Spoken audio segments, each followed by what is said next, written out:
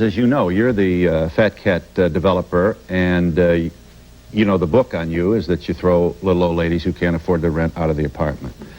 I don't think that's the book on me, if you want to know. Well, certainly I don't think it is at all. I think probably it's just the opposite. We have very wealthy people in this particular building. We have a building on 100 Central Park South, probably the best piece of real estate in New York, in the world.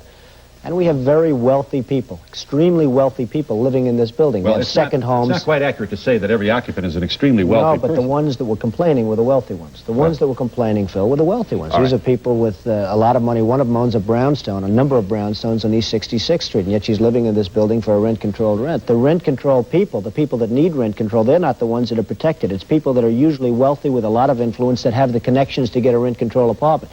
People that might need it, they don't have rent-controlled apartments. Well, that's a little facile. I mean, it's a little bit like saying, you know, those people are out of work because they're lazy. No, it's I think it may be. Well, first of all, the building on Central Park South has been settled. You own it, and you've made your deal with all the residents. We're very happy with it. Score one for you. Very happy with that. Back to this lawsuit. So you hire Roy Cohn, and he goes to work, and you win it. Cohn doesn't like lawyers either because they always want to settle, and you don't like that about lawyers. The idea of settling drove me crazy. The fact was that we did rent to blacks in our buildings. What we didn't do was rent to welfare cases, white or black. I'd watched what happened when the government came after Samuel Lafrac, another builder, and he caved in and started taking welfare cases. They virtually ruined his buildings. Welfare cases ruined his buildings. Isn't that... Aren't you pretty close here to looking like an insensitive guy from atop your Trump Tower looking down on the Woolman Rink over the vast holdings of your own empire? Shouldn't we have just a little more understanding from a man of your influence and wealth on the issue of making New York livable for all of us, safety on the subway? If the answer is absolutely, then we can't continue to give you guys these big tax breaks, and that would go for General Electric and NBC too. You tell us in your own book that you would make money on the Trump Tower in New York, but when everybody else without the tax breaks. So when everybody else in the city gets it but Donald Trump, when Koch and the administration tries to stop Donald Trump, and I don't say give me the tax breaks, I say don't give everyone else the tax breaks. If every other building being built in New York City is entitled to a residential tax abatement, and Trump Tower goes, and I'm not entitled, I'm the only building in the city of New York that's not entitled, I don't think that's appropriate. Look at the location of your building. What difference does it make? There are other wonderful locations. Phil, there are other wonderful locations also that are also getting tax abatements. I won the case. They didn't give it to me. It took me 2.5 years in court. I won it 7-0 in 3 different courts, and I'm very happy about it. I didn't win it because I so much needed it as much as because on a moral principle I was entitled to it. If nobody's going to get it, I'm satisfied. If everybody's going to get it, I shouldn't be the only one that's not getting it, Phil. And I know you well enough to know that you wouldn't take it either. If you were in my position, you wouldn't take that. So that's what happened. Hey, let's hear it for the rich folks. But you tell us also in your book, you left Queens and you left Brooklyn for Manhattan to get away from rent control. You're honest to tell us in this book. No, I'm honest. Hey, I'm not running for anything, Phil. I'm not running for office. I don't have to lie in a book. I want to tell the facts, okay? I mean, do you want me to say little fibs and little this and little that and how much we all love rent control and what a great thing it's been for New York? It's been a disaster for New York. It's badly hurt New York. It's crippled New York. It's made it impossible for a lot of people to live in New York. And you see what's happening. You look at the Bronx. You look at certain parts of Queens and Brooklyn. You see what rent control's done. And I think you know it as well as anybody else.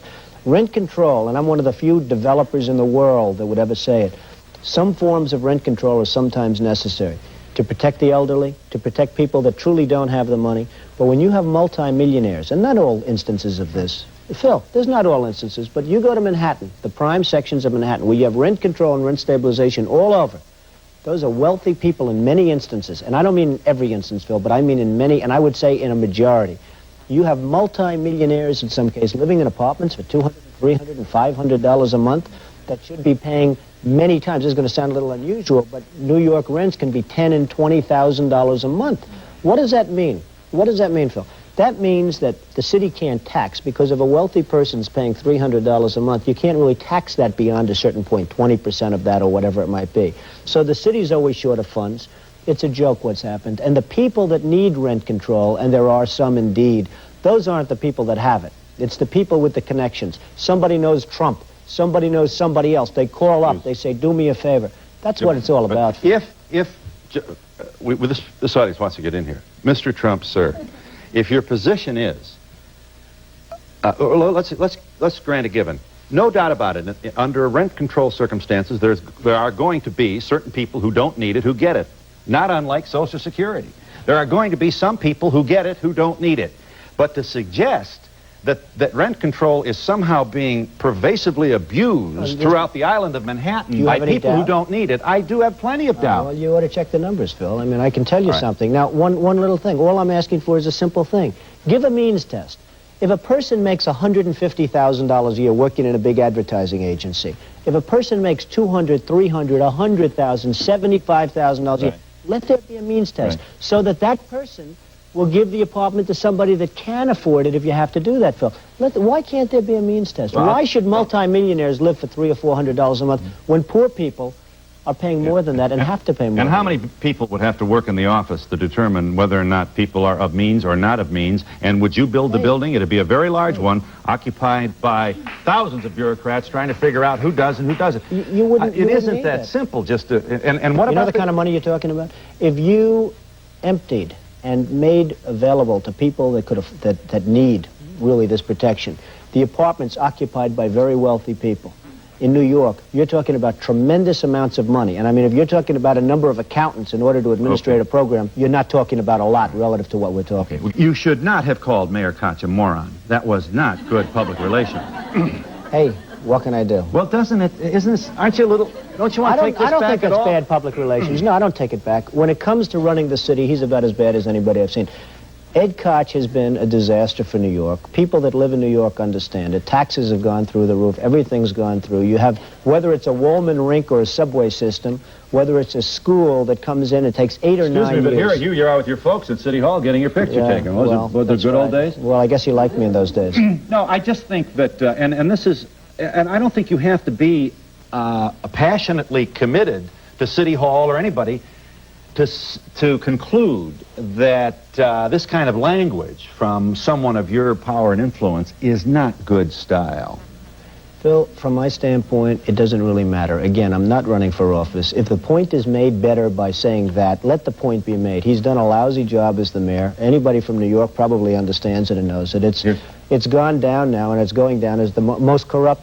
Hey, Phil. This is the most corrupt administration in the history of the city. They have their problem. I happen to agree with your assessment of Mayor Koch in New York City. What do you think will finally have to happen to bring his downfall?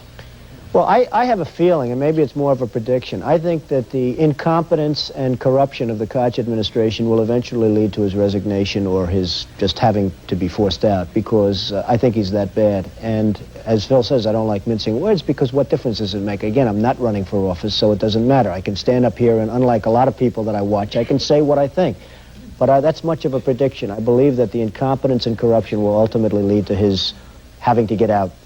When I see a total ripoff of this country by Japan, where they literally have no defense budget, where we have to borrow money from them in order to get them oil and defend the Persian Gulf, where most of the oil goes to Japan and other countries, not us. We get 4% of our oil. When I see Kuwait, a total ripoff, we're bringing the Bridgeton. You remember the Bridgeton? Their oil minister sat back and he laughed at how much money he's going to make. Why aren't we getting some of that money? Why aren't we getting it? They're taking in billions and billions of dollars. And we can't even land a helicopter on Kuwaiti soil. You tell me that's right. Saudi Arabia, they wouldn't even be there except for us. And in Saudi Arabia, we couldn't even use their minesweepers, Phil. You know it. We said, could we use your minesweepers? Ours are old, outdated, not worth a damn. They said, no, you can't use our minesweepers to protect the Persian Gulf. I mean, it's a disgrace. What's going on? On his enemies. If people screw me, I screw back in spades.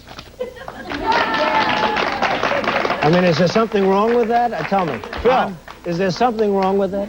Well, a confrontational kind of, I'll get you used. You keep saying you're not running for office, but why don't you? Run for mayor of New York.